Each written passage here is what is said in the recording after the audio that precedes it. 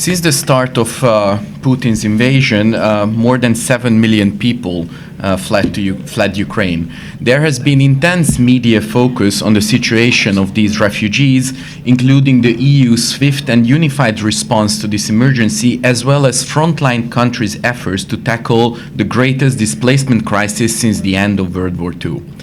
However, much less attention was paid to those Ukrainians who were forced to flee their homes, but for various reasons stayed inside Ukraine, despite of the fact that their numbers is almost as high as the number of international refugees.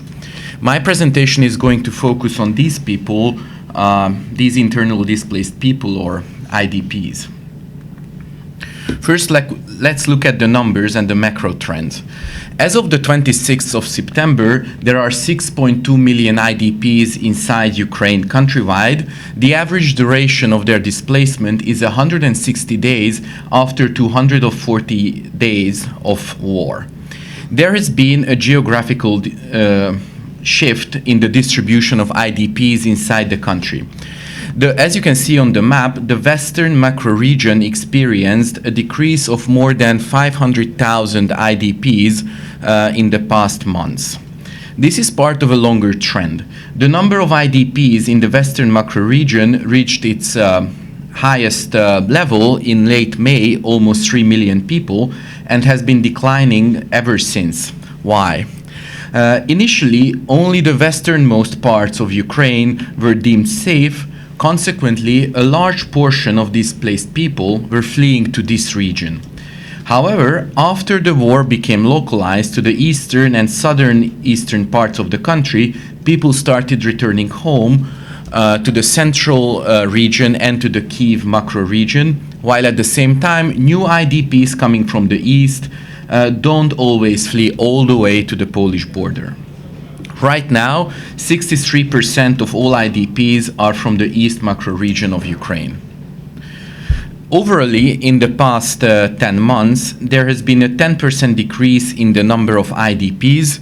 The blue columns represent IDPs. The gray one is non-IDPs who intend on leaving their habitual residence, and the green one is returnees. So as you can see, there is a great fluctuation in IDPs, because right now almost as many people who used to be IDPs have returned to their homes as the total number of IDPs. According to a recent IOM survey, presently 2.2 million people, non-IDPs, are actively considering leaving their habitual residence due to the war, due to the start of the heating season, and various other reasons. Among IDPs, 82% want to stay in the country, only 3% want to move abroad.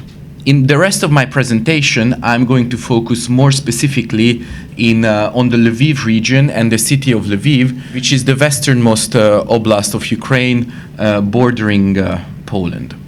The population of Lviv region is just under 2.5 million people. The population of the city of Lviv is 700,000. I managed to obtain data directly from the Lviv Regional Military Administration. According to their numbers, right now there are more than 250,000 IDPs in Lviv Oblast who arrived and registered and are intending to stay there, at least in the short term. 178,000 IDPs arrived in family units with 75,000 children. People who arrived in the region from territories where active hostilities are taking place initially found temporary shelter in railway stations, then in schools, then in cultural institutions. IDPs housed in schools had to be recently relocated because of the start of the school year at the beginning of September. The Lviv military administration employed a number of coping strategies to provide more permanent housing for IDPs staying in the region. Obviously, the fastest way is the state's purchase of newly constructed or already existing housing stock. As of the beginning of July, 1,900 apartment buildings has been purchased by the Lviv military administration, which can house up to 5,000 IDPs in the region. The problem with this solution is that, first of all, it's expensive, and it cannot be achieved on a large scale in a matter of months.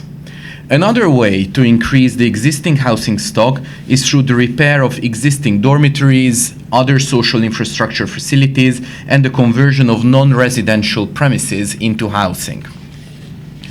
The Lviv military administration allocated more than 80 million US dollars so far for the repurposing of already existing social infrastructure to create housing for 20,000 IDPs. Now, if we add these two numbers together, that's 25,000. That barely covers 10% of the IDP population presently in the Lviv region.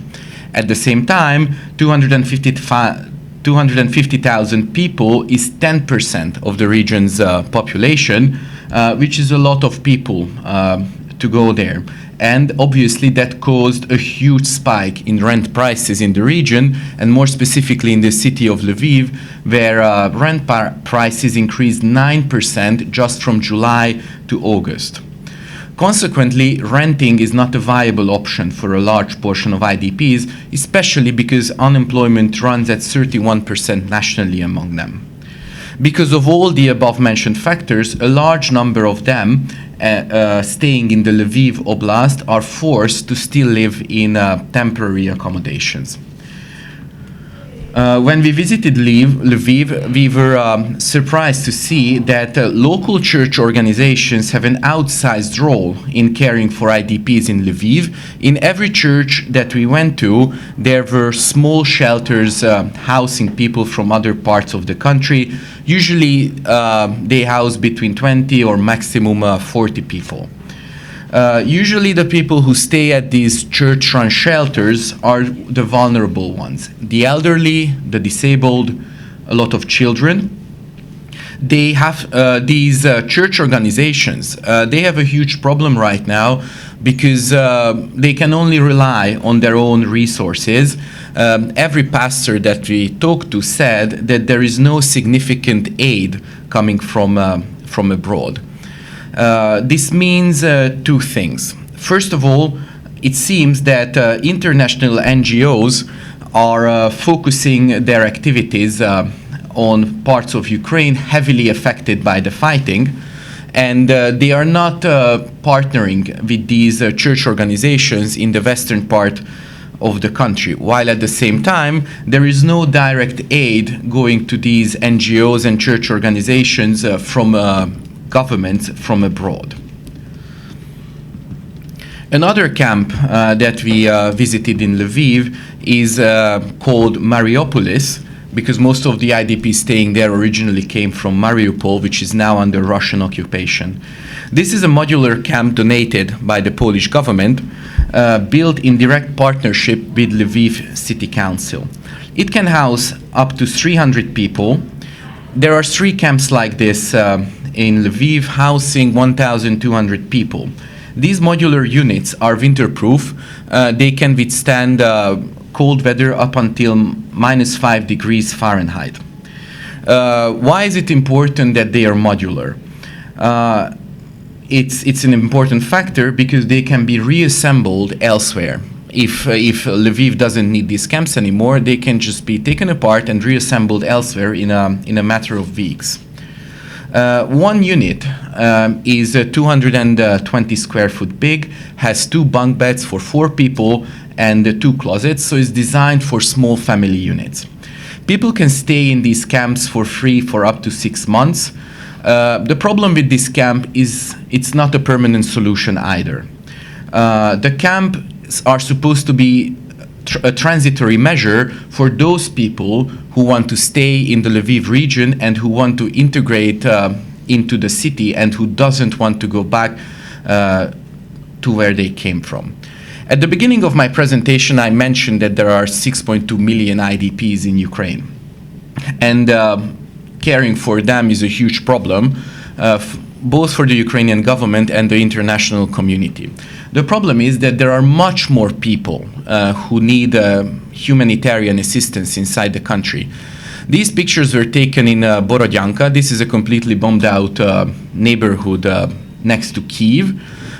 people had to leave these apartment buildings, obviously, and right now they live in a camp, again provided by the Polish government, right next to their bombed out residential buildings. Technically speaking, these people are not IDPs, they do not show up in our statistics, but at the same time, they also need exactly the same kind of care that those people need who are, by definition, IDPs. In conclusion, with now winter coming and with the energy crisis, Monica is going to talk about that, the situation of IDPs and other people, between 3 and 5 million people on top of 6 million IDPs, it is going to be a problem because most of the temporary shelters in the western part of the country are running at capacity. A solution would be for more international aid to go to the western parts of the country and more intense partnership with local NGOs as well as church organizations to help them tackle the humanitarian crisis unfolding the western parts of the country too. If more help is not going to go to the western parts to help care for these IDPs, and then there's going to be an escalation in the war with damage to infrastructure, heat generation and electricity, a large number of these people might be forced to cross international borders and become refugees in Europe. Thank you.